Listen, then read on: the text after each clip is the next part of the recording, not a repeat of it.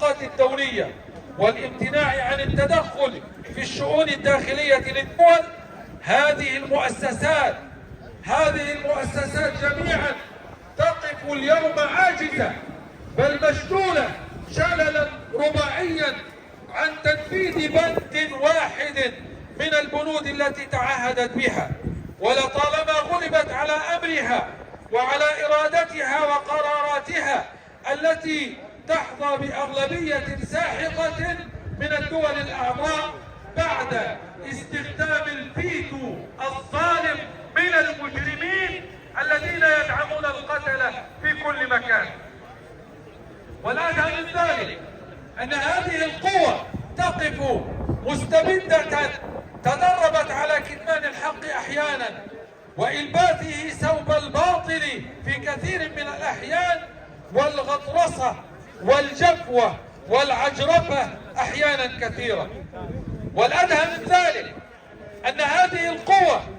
التي تستخدم حق الفيتو هي أصبحت شريك في الإجرام بإمدادها بالسلاح وبالقوة الغاشمة، وهي تعلم أن هذه القوة ستسحق الكثير من الأطفال والنساء في كل مكان. أيها المسلمون،